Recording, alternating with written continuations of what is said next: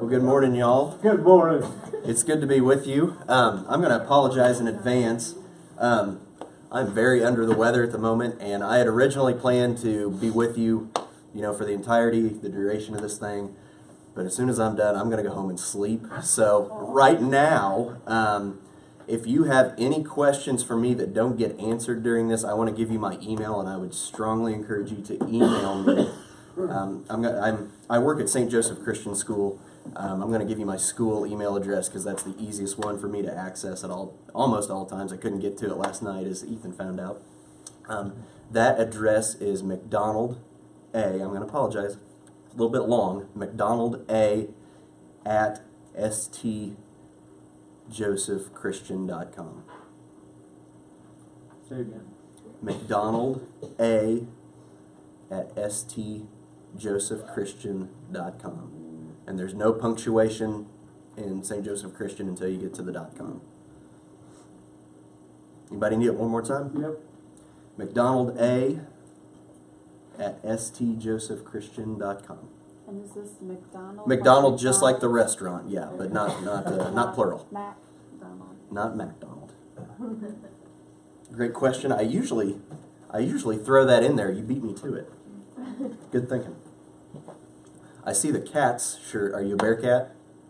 Is that a Bearcat shirt? I didn't just steal this off anybody. So No. I am a Bearcat. All right. Good deal. One of those, there's your sign questions. I just fell into it, so thank you. Always a Bearcat. Always a Bearcat, man. Always a Bearcat. Once a Bearcat, always a Bearcat. Hey, like I said, I'm a teacher at St. Joseph Christian School. My name is Andrew McDonald.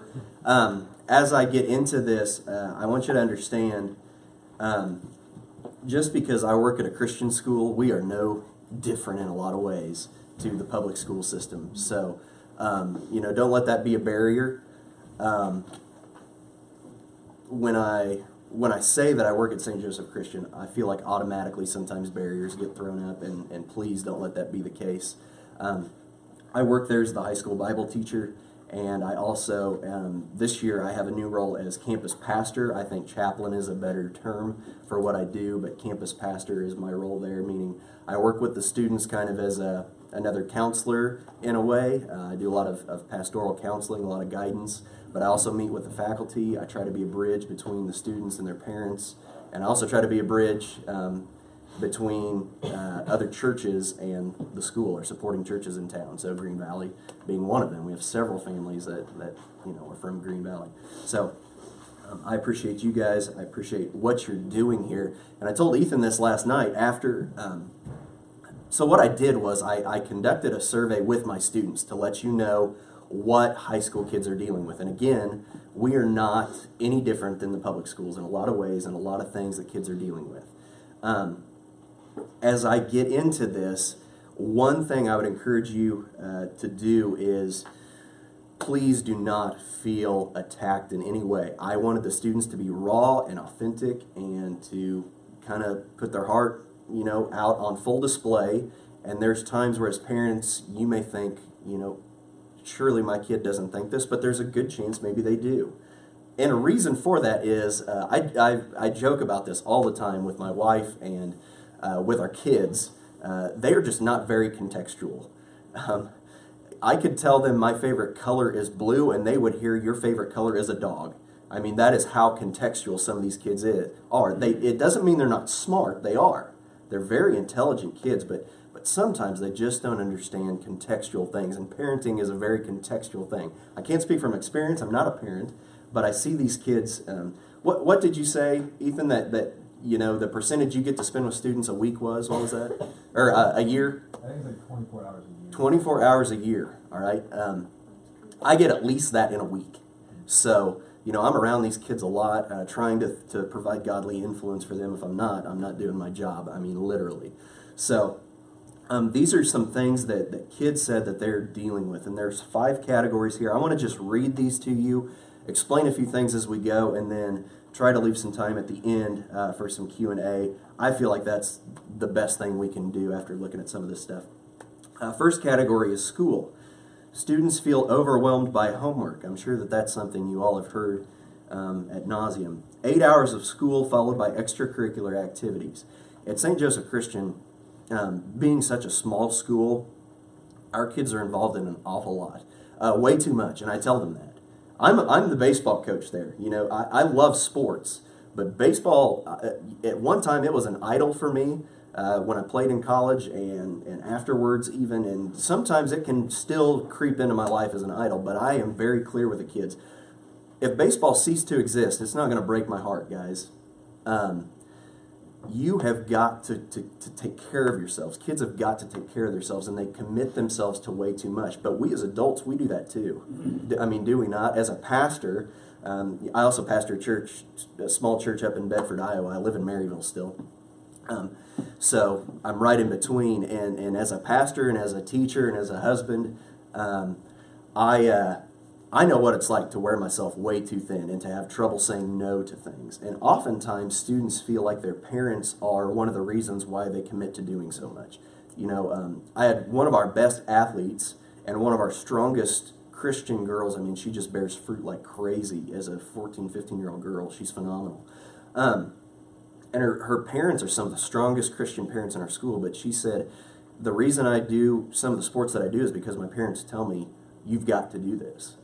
You know, which was a little bit of a shock to me, but at the same time, I do understand because there's benefits to doing those things. You know, I don't have any kids yet. I've been married for just a couple months now, but you know, when I have kids, I would love for them to play sports because of the values that they learn through those things. So I understand, but at the same time, kids in our school, they feel like that it's piled on sometimes. They never seem to have enough time to do their homework. The tests pile up all at once. This is something that was a bit of a rebuke for us as teachers, and we know that this goes on. But tests pile up way too much. It's a fact of life. Dr. Yates, I think that was who was sitting by me back there earlier. He's a professor at Midwestern. He could probably tell you that in college and seminary and high school, whatever the spectrum, teachers tend to all have their tests fall at once, and I try my best not to do that. As Bible teacher, I also try to give my kids no homework because I want them to enjoy the Bible, and that's one reason I think they don't enjoy school oftentimes is they just have homework piled on like crazy. Doesn't mean I won't occasionally give them something because I want them to chew on it when they're away from school too. But that's something I try to stay away from, but I know that they have a lot of tests, and test anxiety is a huge problem in our school. Oh my gosh, I can't begin to tell you how uptight our kids get over tests. Encourage your kids with this. I tell them this as a teacher all the time. Guys, one bad test is not going to derail you. Be a good student. Do all that you can to the glory of God, 100% yes. But do not let this ruin your life and be ruled by fear and anxiety. It's just one test. It's just one assignment. And I would tell that to the 4.0 students just as much as I would the kids barely getting by. Sometimes they feel like the teachers move too quickly. I'm sure that you've heard that. They base it off the smartest kids' progress or off of their teaching requirements. Even at St. Joe Christian, we have teaching requirements that we've got to meet, even though we're not a state school. We do have criteria that we've got to meet. We do have deadlines that we have to reach, and when we teach things. So for the Bible classes, it's a little bit different for me, but it's restrictions that my school has put on me. So for this, here's an example of that. For the fall semester, I've got to get through the life of Christ, so Beatitudes, Sermon on the Mount, miracles, things like that. Once the second semester hits, then I've got to get into the New Testament epistles. We're on track to do that, but I'm moving slowly. So there's going to be a point where I've got to really just blitz them all at once. Now, for me, that's going to be I don't give them as much homework. But for some of those other classes where they have to have that, math classes, things like that, when you get behind, it really derails you. And so some of it's just a bit of unfairness, and we as teachers, we understand that, but doesn't make it less difficult to deal with. Here's one. They don't feel the freedom to ask questions. This is one that I got not just in regards to school, but at home too. That they don't feel the freedom to ask questions and be treated seriously. man, as a teacher, that breaks my heart. As a pastor, that breaks my heart that kids don't feel that way, especially at a Christian school. And I know our faculty. I know that that's not how they feel, but that doesn't mean that's not how the kids feel about things. Again, these kids, sometimes they're just not very contextual, and sometimes they feel like when a teacher can't answer a question, they feel like that's a personal attack sometimes, when it's 100% not the case. I'm sure you all as parents feel that way too sometimes, in different contexts. Here's one: we don't feel like our opinions matter. That was one I also got, not just in the classroom, but at home, that our opinions don't matter. In my classroom, I encourage argumentation. I'm sure you can imagine, I get a lot of them in a Bible class where I have 47 different denominations and 103 different churches. Not really, but you get where I'm going. With a lot of those churches that don't preach the Bible, don't preach the gospel, and don't believe that the Bible is the authoritative word of God, I get some real doozies sometimes. Let me tell you, with all of the NFL anthem protests, abortion, gay rights, things like that, I mean, we have some doozies sometimes because one of the requirements to get into our school is that you have to be a Christian, but guys, it's just a check-the-box type thing. I mean, there's no way that we can really understand heart change. So some of these kids come in with very worldly ideas. Some of them have grown up in public schools their whole lives, and now they're coming in. Yes, they're from Christian homes, but they've had public school influence for so long. And so they have and at times a very good perspective that helps my Christian kids that have heard a lot of groupthink over time. Sometimes it brings them back to the middle, and that's good. But sometimes in their classes and in their homes, they feel like their opinion isn't valued. Man, that's again heartbreaking. When you feel overwhelmed, you don't get a day off. When I was a kid, which wasn't real long ago, I would fake being sick just to get a day off because I felt so overwhelmed sometimes. That is a real thing.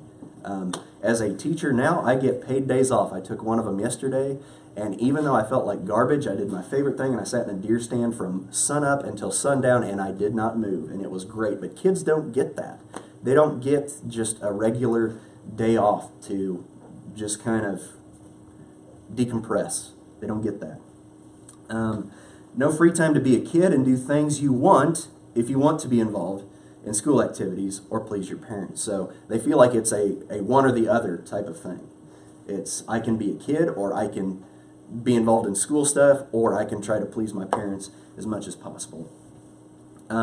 They felt like this was their daily routine a lot of times for kids that are really involved. School, sport, homework, bed, repeat.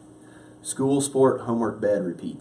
That there is no time for family, there is no time for being a friend to someone.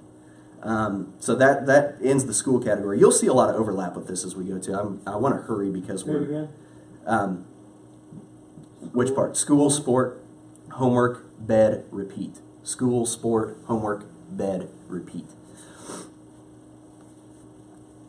And again, you'll see some overlap here. I do want to move a little bit faster just for the sake of your time. This is the family category. Parents require them to go to bed when there's stuff to do. Parents require us to go to bed when there's stuff to do. I know that that's not always the case. I've got one kid that stays up until 2 in the morning every night playing video games, and he's sicker than a dog. I mean, probably 30% of the school year he misses because he's sick, and he can't figure out why. Well, dude, it's probably because your habits are unhealthy. You stay up, you don't have a bedtime. Bedtime is a good thing. But as parents, please understand there's times you got to be flexible, too. And I'm sure that you know that.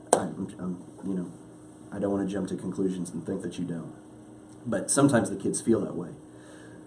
Here's one that I personally experienced as well. And when the kids said this, I wrote it down in bold. Other siblings suffer the consequences of one child's actions. And as parents, you're probably like, yeah, I've been guilty of that at least once. And that's okay. I understand. With me, I was a fairly good kid in high school. My heart was evil as could be. I knew Jesus, but I didn't walk very intimately with him, and so there were a lot of things my parents didn't know about that I did. Or so you know. Yeah, so I know. Yeah, there's a lot of things they did know, and come to find out later they knew. So, but again, when it comes to this one, there's things that you guys are going to learn as parents, and I stress this with the kids all the time. I hope you understand as parents. Do we have any St. Joe Christian families in here? I don't recognize anybody. And I hope the teachers at your public schools are this way too. And I feel like they probably are. I'm a parent's biggest advocate in my classroom. I hope that my St. Joe Christian families understand that. I try to be a bridge. I try to help the kids understand. Guys, your parents are learning on the fly. There's no handbook on this. You know, I understand this now looking back at my mom and my dad, and I know that they weren't perfect, but man, I love them so much more today than I did when I was in high school, because I can look back and see that they were doing the best job that they could. Sorry, I'm getting a little bit emotional. They were doing the best job that they could. There's no guidebook on this. There's no rule book on it. You guys are doing the best that you can, and sometimes that means learning in the process. And so it means you learned something that your oldest did, and so you want to take away from the youngest to keep them from doing that. You know, that's a good thing. You know, Ethan, I'm so appreciative of that because I'm a technology ding dong. I don't know anything about it, but my brother is a tech wizard, and you know, if pornography is easily accessible to me when I was in college and high school, I can't imagine what it's like for these kids who are so much smarter with that stuff than me. So learning from your oldest and having to take away cell phone privileges and things like that, I'm with you. No kid needs a smartphone. I'm an advocate of that. As a teacher, as a pastor, as somebody who's barely removed from it myself. No kid needs a smartphone. Here's one. Don't ever compare them with their other siblings. I don't want to suggest that any of you have ever done that. I do feel like this is sometimes a rare case, but I feel like in our hearts and in our souls sometimes we do compare. If you haven't said it out loud, you've probably thought, why can't you just be more like child A or B or C? My brother was a 5-time state wrestling champion by the time that he was an 8th grader. I wrestled, and I never won a match. I only wrestled one season, so before you think I was a total waste of life. I was right there with you. Hey, may our tribe increase. We need more losers in this world. No, I'm just kidding. It was, even though my dad never said it, I was doing it in my mind. My brother played professional baseball. I played a year of college baseball and blew my shoulder out. My dad came to visit me, I think, twice when I was in college. Now, granted, I went to Maryville, so I wasn't very far away. I was home all the time. But my dad flew to Georgia to watch my brother play every weekend, or flew wherever else he was to watch him play. Now, part of that was because I told my dad asked me, will this make it feel like I've loved your brother more than you? To which I said, absolutely not. You need to go because I know how much my dad loves his sons. He would have been doing the same thing for me had I gone to a different school. But boy, when Satan whispers in my ear, your dad loves Evan more than he loves Andrew, then it starts to make a whole lot more sense. Okay? So that is something that is naturally going on in your kids' heads, even if you're not giving them that impression. So do your best to guard against that. Do not wear out the phrase, I love you. If you didn't love your kids, you wouldn't be here. I'm convinced of that. But do not wear that term out. My dad never wore that term out.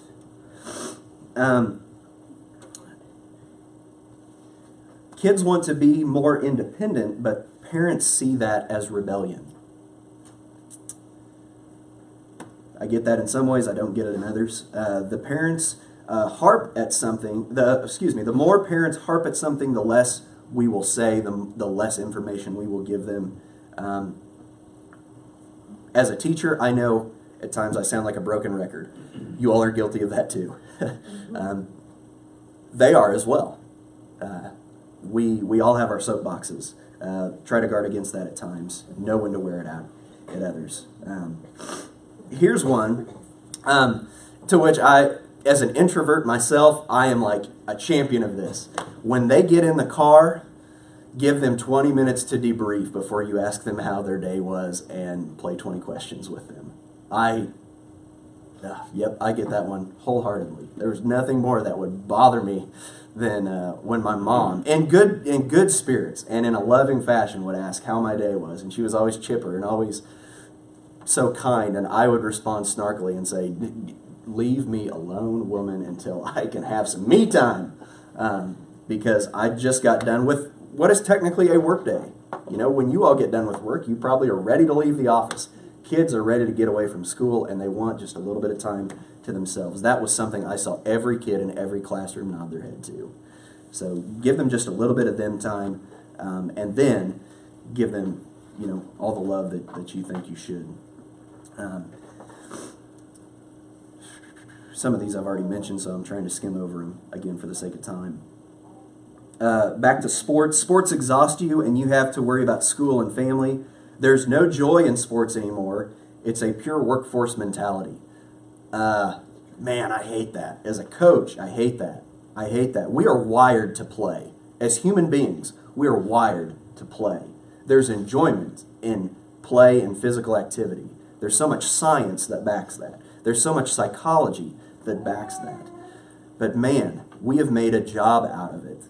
And to an extent, as a coach, I get that. I want my kids to better their craft. I want them to understand the value of hard work. I do. But man, we've gone overboard with it. And as a coach, I'm paid to win. If I don't win, I lose my job. And so I've got to try to find some middle ground. I can't just be 100% on the side of the kids, and I can't be 100% on the side of what the state of Missouri says and what other coaches are doing. I know that this is, not saying you guys think this, but I know this is a stereotype of St. Joe Christian that we all cheat at sports because we can recruit and stuff like that. That could not be further from the truth. We do so much less than other schools are doing, other schools that are bending the rules, and we still do way too much. You know, with all of our stuff is within the rules, but we still do way too much. It's just where our society is. It's just where our society is. So I get that as a coach. I completely understand that. Sometimes they feel like it's hard to deal with what coaches say and do. Coaches who, man, here they're supposed to be a spiritual example, and yet they're sinful human beings. And one thing can just crush a kid's spirit.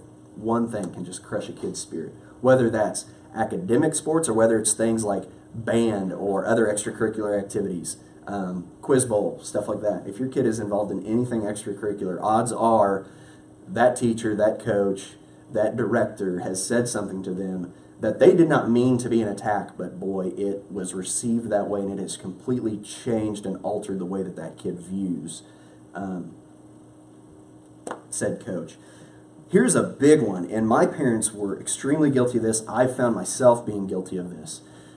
We feel like our parents, when it comes to sports or band or anything at all, are quick to criticize our teammates, and that gives us a poor image of our teammates. In this sporting world, you are fighting for a position. And in baseball, we've only got 9 of them. And unlike any other sport, I can't just make substitutions. So my parents, when I was going through that, boy, they hated the kid that I was playing against. They're good Christian people, but boy, they just wanted to see that other kid fail. Oh my gosh. I can't stand that as a coach. I can't stand that as a coach. Be a teammate. That extends to the parents as well. Speak highly of the kids who they are chasing for positions, whether it's on the sporting field, in the band room, or in the classroom. Speak highly of those kids. We're Christians. We should be living a different lifestyle than what the outside world says. Okay? We should be living far differently. So be an advocate of their teammates. That doesn't mean I'm saying condone everything their teammates do off the field. Don't do that, because then you're going to be needing to go to a lot more parenting conferences if that's the case. But be an advocate of teammates as well. When it comes to their friends, this is a big one as well. They worry about fitting in on what others think. Fitting in with the main crowd is a huge concern of theirs. They also feel pressure to get into certain friend groups, and I'm sure that your kids feel that way. All of our kids in my school do. And again, it's a Christian school, and I see a huge difference from when I was in high school. I went to East Buchanan. I'm from Gower, Missouri. Grew up at First Baptist of Gower. Didn't you? pastor there for a while? Your son is there now, isn't he? Yeah, I grew up in that church. It's a great school. We had a principal who could be a knucklehead. We're friends. He could be a knucklehead at some times, but man, one thing I appreciate about him, any Christian influence, he was going to allow it.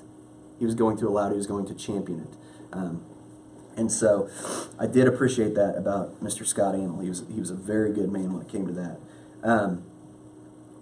But despite a little bit of Christian influence there, at that school and at many other schools, there's just a table of kids you just don't sit with.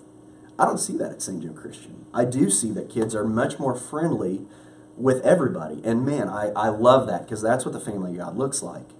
I used to work in college ministry. That was a big problem with our college ministry, is they were so used to all that high school mentality that until we could form them and shape them and realize, man, everybody's made in the image of God, love them just as much as you love this person, that's when we really started to see a change. At St. Joe Christian, I love that we have kids who stick up for one another, who aren't afraid to sit with kids that would be outcasts at other schools. But at the same time, there's still, this is a natural tendency. We all have friend groups. I don't think that's a bad thing. Jesus had an inner circle, guys. I don't think that that's a bad thing. Jesus had his 3 best buddies. And then there were the other ones, you know. Maybe at times they felt that way. I don't know. That's a natural tendency. But kids understand that, and they feel like, I wish I was in that other friend group more than I am now. And with social media and things like that, there's a huge feeling of being left out when you see that one kid is with another. That's one reason I just wish social media would blow up and never exist again, is it perpetuates a false reality. Along with the friend thing and along with what Ethan was talking about earlier, it perpetuates a false reality. I've got a friend from Maryville on Facebook, and she's a wonderful Christian. I mean, a rock star Christian, doing crazy good things for the kingdom. But man, if you just looked at her Facebook, you would think that she is the happiest person on earth. Every quiet time, she takes a picture, and she's got, you know, it's that stereotypical Christian hippie thing, and she's got a daughter, and this daughter has never had a bad hair day. This girl has never had a bad hair day. Her husband, they're just, you know, they're a family that could be on GQ if you just looked at what Facebook had to say about them. That's not reality. You all know that. I know that. But boy, when these kids see that, and when other, even believers, see that, we all have an image problem, because we're an unholy image chasing a holy image. And so because this world is fractured and because our souls are fractured, we're looking for that gratification. So man, they see that on social media. They see that at school. My friend's got the best shoes. There's not a whole lot of personality that can be displayed in our dress at St. Joe Christian, because we do wear uniforms. But with that, you will see the most wild socks and shoes you've ever seen in your life, if it means that they can have an ounce of individuality. So if they don't have those things, they feel like they're left out. They feel like that will sever their friend groups. To which I will say, don't give in to that one. That's silly. Buy what you can afford, and the kids will get over it. Some of that, there's some valuable lessons to be learned along the way, too. My parents gave me a lot of what I wanted. They didn't give me everything I wanted, but they gave me a lot of what I wanted. And because of that, it just fed into the, if I have this, that will improve my image. Don't give in to that. Don't give in to that. Let them learn who they are on their own in some ways. Teach them in others. But don't let it be just by buying them the latest, greatest fashion stuff. I'm still guilty of that in some ways. Wanting that. Desiring that. Here's one. Pressure to be in a relationship. I didn't have a girlfriend until until my graduation day of high school. That's when I asked this girl out. But my dad, from that day forward, harassed me. When are you getting married? When you get married? When you get married? When you get married? Anytime I'd come home from college or anything I was doing work-related. Bought a ring yet? Bought a ring yet? Got a girlfriend yet? Bought a ring yet? Got a new girlfriend yet? I just got married this year. I'm 27. It took him a while. Now the question is, when am I going to have grandkids? When am I going to have grandkids? When are you going to give me a baby? To which I want to say, Dad, shut up. It'll happen when God says it's going to happen. But, you know, I feel like probably for many of you, you don't want to put that pressure on them. I'm not saying this is right or wrong. I'm an advocate of, you know, wait until you're mature enough. When that age is, I think you are the parents, you understand. Wait till they're mature enough to let them have those. They don't need middle school relationships. But again, that's just me. That's not a sin issue. That's you parent how you feel you need to parent there. Kids aren't able to be friends with the opposite sex without it ending up in gossip. A boy can't go up to a girl and ask her how her day is going or be friendly with her because they're going to automatically assume that they're dating. And so it tends for boys to be a little bit short and a little bit snarky and a little bit mean-spirited with the girls, and they don't mean to be that way. It's just they see it as a way to protect themselves. Not right, but still, that's something that goes on. So if your daughters ever at times feel bullied by the boys or picked on by the boys are probably deserving of a lot of the criticism, but also maybe that'll help you understand where those boys are coming from. Anxiety as well. I'm going to wrap up here quickly. I've already just about exhausted my time. Anxiety. These are things that lead to immense anxiety amongst the kids. The school bus. If there's any way you can spare your kids from the wrath of God known as the school bus, I suggest you do it. They will learn things on the bus you never intended for them to learn. They will be bullied. They will be picked on. And as somebody who is about to get my CDL so I can drive the bus myself, that poor bus driver can't do a thing. They literally cannot do a thing, and they often don't understand or know what's going on 40 rows behind them. Now, I also understand there's just some things you can't avoid. You know, there's just some things. I see a mid-buck. Cup there. My kids ride the bus with us. Yeah. Or ride the car with me. Okay, yeah. Luckily, I lived in town. I lived in Gower. But when I was in middle school, we actually bused our kids to Easton, where our middle school is located, and it's only a 10 to 15 minute drive. Oh my goodness. Oh my goodness. That was social media before social media existed. Kids are also afraid of losing friends. And when I say losing friends, I mean literally losing friends. Depression and anxiety and suicide, it's an unfortunate thing. But I don't want to say this flippantly. I've just come to learn that nobody is immune to that. Nobody. I lost one of my best friends in college to it. A boy that I coached right after I tore my shoulder up. We ended up winning our World Series, the USSSA World Series that year. He went to church camp with us that year. It seemed that he had come to be a believer. It got his family involved in church. He was a great kid. But he ended up taking his own life this summer. I coached him when he was 12 years old. I was only 19. Man. A kid you'd never expect it from. It was about a month into school this year. We've never, praise God, we've never lost a kid at St. Joe Christian to this. But I know that's not going to always be the case. One of my favorite students this year, a kid that is so loved by everyone because he's such a great Christian boy, came up to me and came to our principal. Actually, I'm sorry, I need to backtrack. Another student came up to me and said, "This boy slit his wrist over the weekend. As the campus pastor, I wanted you to know about it." To which I was just driven to my knees over it because I'd never expected from him. I don't want to expect it from anybody, but he's the last person I'd expect it from. And you know what he feels? This is what he told me when I asked him, you know, why do you feel this inadequacy? Why do you feel this depression? He said, "One, I know I'm not pleasing God because I struggle with pornography, and I see my favorite teachers in this school, and I see how much they love God and how little I do. To which I said, Bud, you are 14 years old and your favorite teacher is 65.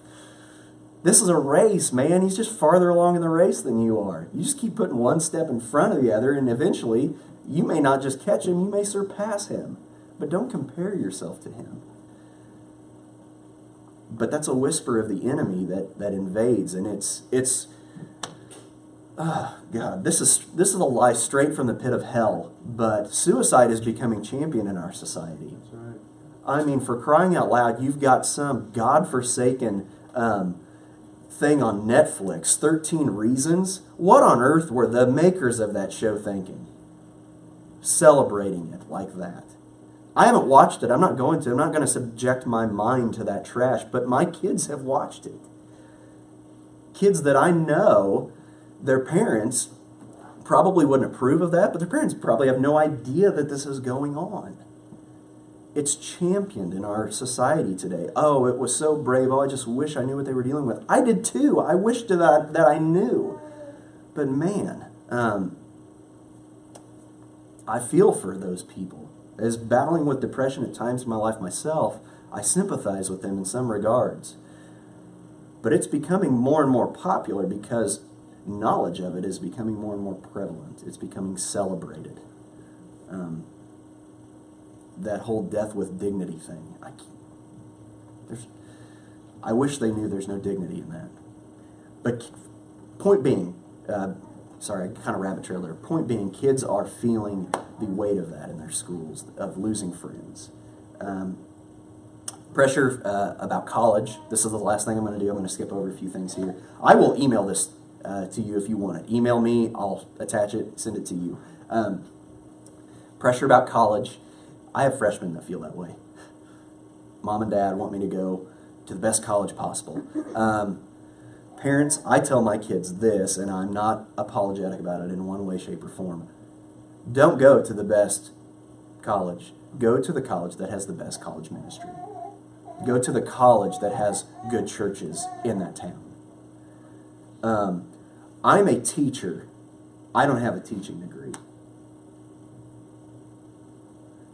Are there fields of study? Yeah, that they will need certain degrees to get into? Of course. Of course. Send your kids to a place where you know spiritually they can be taken care of. Northwest is a great school. That's where I went. Missouri Western, Paul Damery at the BSU. I'm a Baptist. I'm going to champion the Baptist guys. But great places. Disciple-making places. Do not exhaust yourself encouraging them to go to the place that will further their resume. Send them to the place that will raise them up into godly men and women. Okay? That's the greatest truth about college I can ever give them. And when I said that to my seniors 2 weeks ago, it was like a bomb went off. It was like they had seen the light. Oh, I don't have to go to MIT anymore. No. So, with that, I know I've dropped a lot of things on you there, and I know we've got to follow a schedule, and I did the preacher thing, and I got long-winded. Are there any questions I can answer for you?